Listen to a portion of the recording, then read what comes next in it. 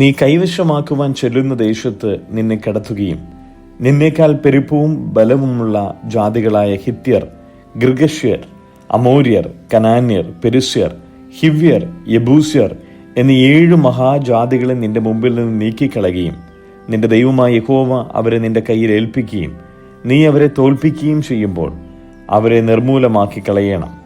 അവരോട് ഉടമ്പടി ചെയ്യുകയോ കൃപ കാണിക്കുകയോ അരുത്. അവരുമായി വിവാഹ സംബന്ധം ചെയ്യരുത്. നിന്റെ പുത്രിമാരെ അവരുടെ പുത്രന്മാർക്ക് കൊടുക്കുകയോ അവരുടെ പുത്രിമാരെ നിന്റെ പുത്രന്മാർക്ക് എടുക്കുകയോ ചെയ്യരുത്. അന്യ ദൈവങ്ങളെ സേവിപ്പാൻ തക്കവണ്ണം അവർ നിന്റെ പുത്രന്മാരെ എന്നോട് അകറ്റിക്കളയും. യഹോവയുടെ കോപം നിങ്ങൾക്ക് വിരോധമായി ജ്വലിച്ച് നിങ്ങളെ വേഗത്തിൽ നശിപ്പിക്കും. ആകയാൽ നിങ്ങൾ അവരോട് ഇങ്ങനെ ചെയ്യണം: അവരുടെ ബലിപീഠങ്ങൾ ഇടിക്കണം, അവരുടെ ബിംബങ്ങളെ തകർക്കണം, അവരുടെ അശേര പ്രതിഷ്ഠകളെ വെട്ടിക്കളയണം, അവരുടെ വിഗ്രഹങ്ങളെ തീയിലിട്ട് ചുട്ടുകളയണം. നിന്റെ ദൈവമായ യഹോവയ്ക്ക് നീയൊരു വിശുദ്ധ ജനമാകുന്നു. ഭൂതലത്തിലുള്ള സകല ജാതികളിൽ വെച്ച് നിന്നെ തനിക്ക് സ്വന്തം ജനമായിരിക്കേണ്ടതിന് നിന്റെ ദൈവമായ യഹോവ തിരഞ്ഞെടുത്തിരിക്കുന്നു. നിങ്ങൾ സംഖ്യയിൽ സകല ജാതികളെക്കാളും പെരുപ്പമുള്ളവരാകൊണ്ടല്ല യഹോവ നിങ്ങളെ പ്രിയപ്പെട്ട് തിരഞ്ഞെടുത്തത്. നിങ്ങൾ സകല ജാതികളെക്കാളും കുറഞ്ഞവരല്ലോ ആയിരുന്നത്. യഹോവ നിങ്ങളെ സ്നേഹിക്കുന്നത് കൊണ്ടും നിങ്ങളുടെ പിതാക്കന്മാരോട് താൻ ചെയ്ത സത്യം പാലിക്കുന്നത് കൊണ്ടും അത്രേ യഹോവ നിങ്ങളെ ബലമുള്ള കയ്യാൽ പുറപ്പെടുവിച്ച് അടിമ വീടായ മിസ്രയീമിലെ രാജാവായ ഫറവോന്റെ കയ്യിൽ നിന്ന് വീണ്ടെടുത്തത്. ആകയാൽ നിന്റെ ദൈവമായ യഹോവ തന്നെ ദൈവം, അവൻ തന്നെ സത്യദൈവം എന്ന് നീ അറിയണം. അവൻ തന്നെ സ്നേഹിച്ച് തന്റെ കൽപ്പനകളെ പ്രമാണിക്കുന്നവർക്ക് 1000 തലമുറ വരെ നിയമവും ദയയും പാലിക്കുന്നു. തന്നെ പകയ്ക്കുന്നവരെ നശിപ്പിപ്പാൻ അവർക്ക് നേരിട്ട് പകരം കൊടുക്കുന്നു. തന്നെ പകയ്ക്കുന്നവന് അവന് താമസിയാതെ നേരിട്ട് പകരം കൊടുക്കും. ആകയാൽ ഞാൻ ഇന്ന് നിന്നോട് കൽപ്പിക്കുന്ന കൽപ്പനകളും ചട്ടങ്ങളും വിധികളും നീ പ്രമാണിച്ചു നടക്കണം. നിങ്ങൾ ഈ വിധികൾ കേട്ട് പ്രമാണിച്ചു നടന്നാൽ നിന്റെ ദൈവമായ യഹോവ നിന്റെ പിതാക്കന്മാരോട് സത്യം ചെയ്ത നിയമവും ദയയും നിനക്കായിട്ട് പാലിക്കും. അവൻ നിന്നെ സ്നേഹിച്ച് അനുഗ്രഹിച്ച് വർദ്ധിപ്പിക്കും. അവൻ നിനക്ക് തരുമെന്ന് നിന്റെ പിതാക്കന്മാരോട് സത്യം ചെയ്ത ദേശത്ത് നിന്റെ ഗർഭഫലവും നിന്റെ കൃഷിഫലവും ധാന്യവും വീഞ്ഞും എണ്ണയും നിന്റെ കന്നുകാലികളുടെ പേറും ആടുകളുടെ പിറപ്പും അനുഗ്രഹിക്കും. നീ സകല ജാതികളെക്കാളും അനുഗ്രഹിക്കപ്പെട്ടിരിക്കും. വന്ധ്യനും വന്ധ്യയും നിങ്ങളിലാകട്ടെ നിന്റെ നാൽക്കാലികളിലാകട്ടെ ഉണ്ടാകിയില്ല. യഹോവ സകല രോഗവും നിങ്ങൾ നിന്ന് അകറ്റിക്കളയും. നീ അറിഞ്ഞിരിക്കുന്ന മിസ്രയീമ്യരുടെ ദുർവ്യാധികളിൽ ഒന്നും അവൻ നിന്റെ മേൽ വരുത്താതെ നിന്നെ ദ്വേഷിക്കുന്ന എല്ലാവർക്കും അവയെ കൊടുക്കും. നിന്റെ ദൈവമായ യഹോവ നിന്റെ കയ്യിൽ ഏൽപ്പിക്കുന്ന സകല ജാതികളെയും നീ മുടിച്ചു കളയണം. നിനക്ക് അവരോട് കനിവ് തോന്നരുത്. അവരുടെ ദേവന്മാരെ നീ സേവിക്കരുത്. അത് നിനക്ക് കെണിയായി തീരും. ഈ ജാതികൾ എന്നേക്കാൾ പെരുപ്പമുള്ളവർ. അവരെ നീക്കിക്കളവാൻ എനിക്കെങ്ങനെ കഴിയും എന്ന് നീ നിന്റെ ഹൃദയത്തിൽ പറയുമായിരിക്കും. എന്നാൽ അവരെ ഭയപ്പെടരുത്. നിന്റെ ദൈവമായ യഹോവ ഫറവോനോടും എല്ലാ മിസ്രയീമ്യരോടും ചെയ്തതായി നിന്റെ കണ്ണാലെ കണ്ട സകല പരീക്ഷകളും അടയാളങ്ങളും അത്ഭുതങ്ങളും നിന്റെ ദൈവമായ യഹോവ നിന്നെ പുറപ്പെടുവിച്ച ബലമുള്ള കൈയും നീട്ടിയ ഭുജവും നീ നല്ലവണ്ണം ഓർക്കണം. നീ പീഡിക്കുന്ന സകല ജാതികളോടും നിന്റെ ദൈവമായ യഹോവ അങ്ങനെ ചെയ്യും. അത്രയുമല്ല, ശേഷിച്ചിരിക്കുന്നവരും നിന്റെ മുമ്പിൽ നിന്ന് ഒളിച്ചുകൊള്ളുന്നവരും നശിച്ചു പോകും വരെ നിന്റെ ദൈവമായ യഹോവ അവരുടെ ഇടയിൽ കടന്നലിനെ അയക്കും. നീ അവരെ കണ്ട് ഭ്രമിക്കരുത്. നിന്റെ ദൈവമായ യഹോവ എന്ന വലിയവനും ഭയങ്കരമായ ദൈവം നിങ്ങളുടെ മധ്യേയുണ്ട്. ആ ജാതികളെ നിന്റെ ദൈവമായ യഹോവ കുറേശ്ശെയായി നിന്റെ മുമ്പിൽ നിന്ന് നീക്കിക്കളയും. കാട്ടുമൃഗങ്ങൾ പെരുകി നിനക്ക് ഉപദ്രവമാകാതിരിപ്പാൻ അവരെ ക്ഷണത്തിൽ നശിപ്പിച്ചുകൂടാ.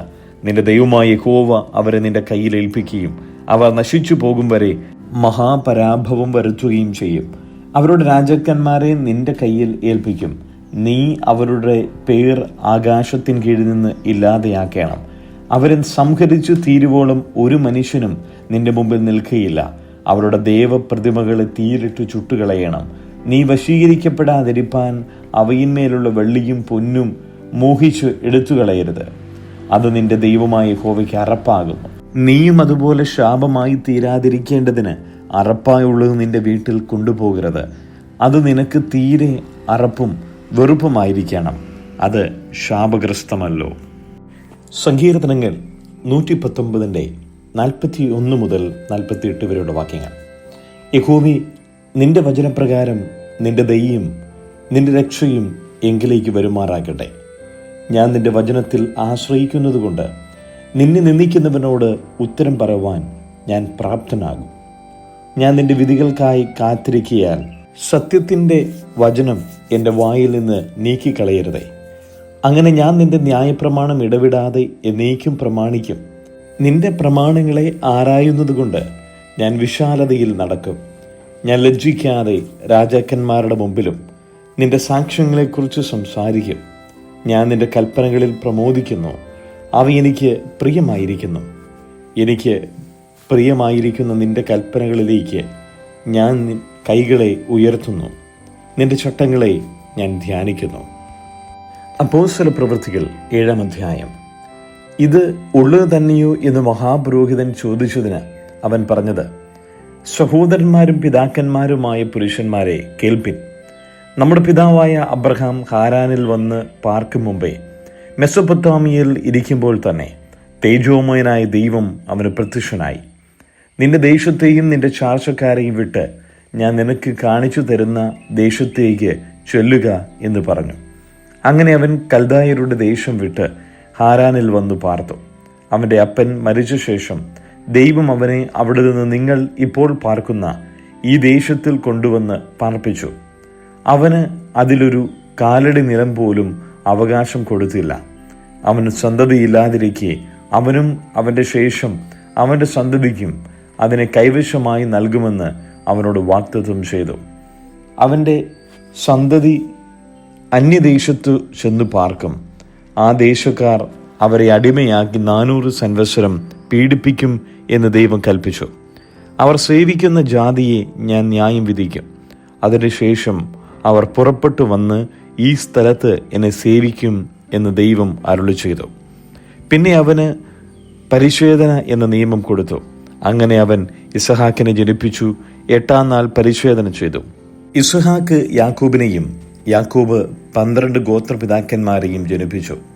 ഗോത്രപിതാക്കന്മാർ യോസേഫിനോട് അസൂയപ്പെട്ട് അവനെ മിസ്രയീമിലേക്ക് വിറ്റുകളഞ്ഞു.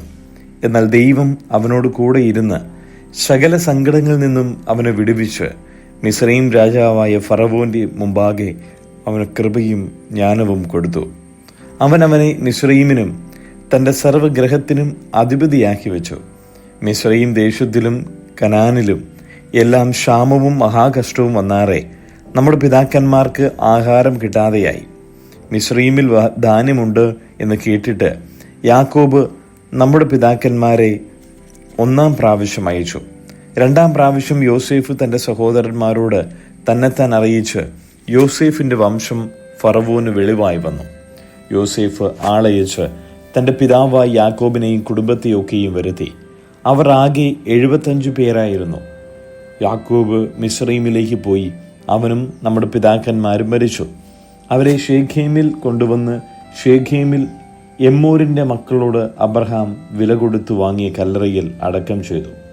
ദൈവം അബ്രഹാമിനോട് അരുളി ചെയ്ത വാഗ്ദത്ത കാലം അടുത്തപ്പോൾ ജനം മിസ്രയീമിൽ വർദ്ധിച്ച് പെരുകി. ഒടുവിൽ യോസേഫിനെ അറിയാത്ത വേറൊരു രാജാവ് മിസ്രയീമിൽ വാണു. അവൻ നമ്മുടെ വംശത്തോട് ഉപായം പ്രയോഗിച്ച് നമ്മുടെ പിതാക്കന്മാരെ പീഡിപ്പിച്ചു.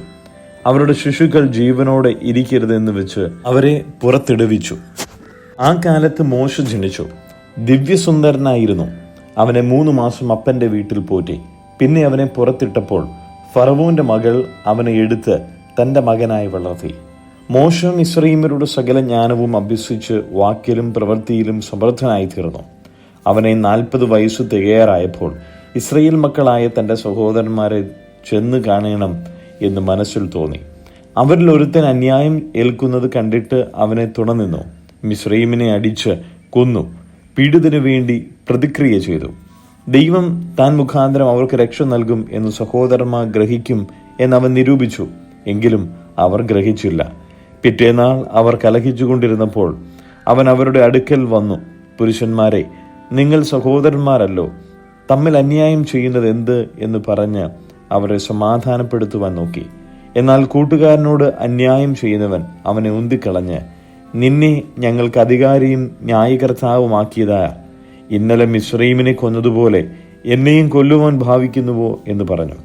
ഈ വാക്കു കേട്ടിട്ട് മോശെ ഓടിപ്പോയി മിദ്യാൻ ദേശത്ത് ചെന്ന് പാർത്തു. അവിടെ 2 പുത്രന്മാരെ ജനിപ്പിച്ചു.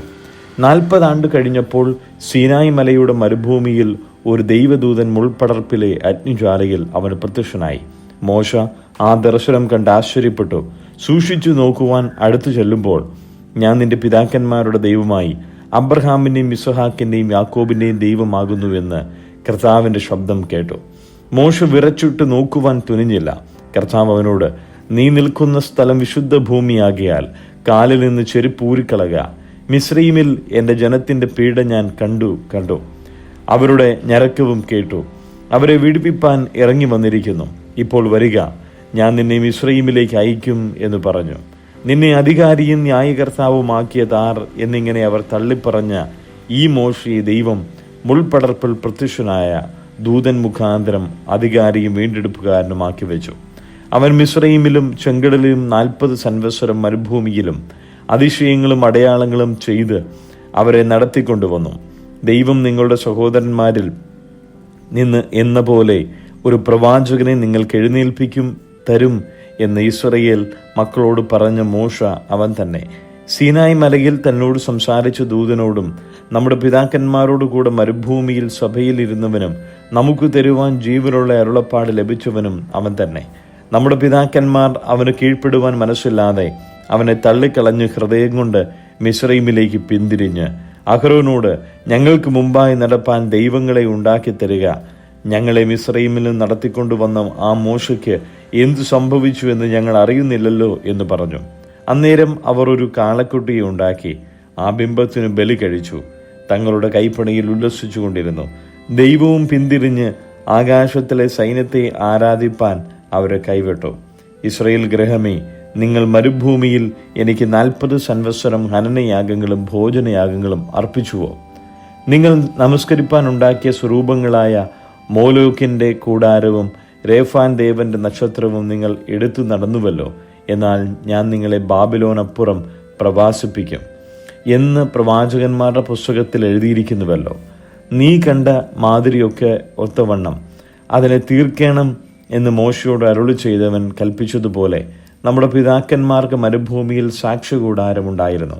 നമ്മുടെ പിതാക്കന്മാർ അത് ഏറ്റുവാങ്ങി ദൈവം നമ്മുടെ പിതാക്കന്മാരുടെ മുമ്പിൽ നിന്ന് നീക്കിക്കളഞ്ഞ ജാതികളുടെ അവകാശത്തിലേക്ക് യോശുവയുമായി കൊണ്ടുവന്ന് ദാവീദിന്റെ കാലം വരെ വച്ചിരുന്നു. അവൻ ദൈവത്തിന് മുമ്പാകെ കൃപ ലഭിച്ച് യാക്കോബിന്റെ ദൈവത്തിനൊരു വാസസ്ഥലമുണ്ടാക്കുവാൻ അനുവാദം അപേക്ഷിച്ചു.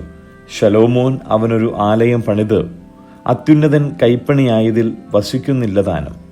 സ്വർഗം എനിക്ക് സിംഹാസനവും ഭൂമി എൻ്റെ പാദപീഠവും ആകുന്നു. നിങ്ങൾ എനിക്ക് പണിയുന്ന ആലയം ഏതുവിധം? എൻ്റെ വിശ്രമസ്ഥലവും ഏത്? ഇതൊക്കെയും എൻ്റെ കൈയല്ലയോ ഉണ്ടാക്കിയത് എന്ന് കർത്താവ് അരുളി ചെയ്യുന്നു എന്ന് പ്രവാചകൻ പറയുന്നുവല്ലോ. ശാഠ്യക്കാരും ഹൃദയത്തിലും ചെവിക്കും പരിച്ഛേദനയില്ലാത്തവരുമായുള്ളവരെ, നിങ്ങളുടെ പിതാക്കന്മാരെ പോലെ തന്നെ നിങ്ങളും എല്ലായ്പ്പോഴും പരിശുദ്ധാത്മാവിനോട് മറുത്തു നിൽക്കുന്നു. പ്രവാചകന്മാരിൽ ഏവരെ നിങ്ങളുടെ പിതാക്കന്മാർ ഉപദ്രവിക്കാതിരുന്നിട്ടുള്ളൂ. നീതിമാനായവന്റെ വരവിനെക്കുറിച്ച് മുന്നറിയിച്ചവരെ അവർ കൊന്നുകളഞ്ഞു. അവന് നിങ്ങളിപ്പോൾ ദ്രോഹികളായും കൊലപാതകരുമായി തീർന്നു. നിങ്ങൾ ദൈവദൂതന്മാരുടെ നിയോഗങ്ങളായി ന്യായപ്രമാണം പ്രാപിച്ചു എങ്കിലും അത് പ്രമാണിച്ചിട്ടില്ല. ഇത് കേട്ടപ്പോൾ അവർ കോപപരവശരായി അവന്റെ നേരെ പല്ലുകടിച്ചു. അവനോ പരിശുദ്ധാത്മാവ് നിറഞ്ഞവനായി സ്വർഗത്തിലേക്ക് ഉറ്റുനോക്കി ദൈവമഹത്വവും ദൈവത്തിന്റെ വലത്തുഭാഗത്ത് യേശു നിൽക്കുന്നതും കണ്ടു. ഇതാ, സ്വർഗം തുറന്നിരിക്കുന്നതും മനുഷ്യപുത്രൻ ദൈവത്തിന്റെ വലത്തുഭാഗത്ത് നിൽക്കുന്നതും ഞാൻ കാണുന്നു എന്ന് പറഞ്ഞു. അവർ ഉറക്കെ നിലവിളിച്ചു. ചെവി പൊത്തിക്കൊണ്ട് ഒന്നിച്ചവന്റെ നേരെ പാഞ്ഞു ചെന്നു. അവനെ നഗരത്തിൽ നിന്ന് തള്ളിപ്പുറത്താക്കി കല്ലെറിഞ്ഞു. സാക്ഷികൾ തങ്ങളുടെ വസ്ത്രം ശൗൽ എന്ന പേരുള്ള ഒരു ബാല്യക്കാരന്റെ കാൽക്കൽ വെച്ചു. കർത്താവായ യേശുവേ, എന്റെ ആത്മാവിനെ കൈക്കൊള്ളണമേ എന്ന് സ്തെഫാനോസ് വിളിച്ചപേക്ഷിക്കയിൽ അവർ അവനെ കല്ലെറിഞ്ഞു. അവനോ മുട്ടുകുത്തി, കർത്താവേ, അവർക്ക് ഈ പാപം നിർത്തരുതേ എന്ന് ഉച്ചത്തിൽ നിലവിളിച്ചു. ഇതു പറഞ്ഞിട്ട് അവൻ നിദ്ര പ്രാപിച്ചു.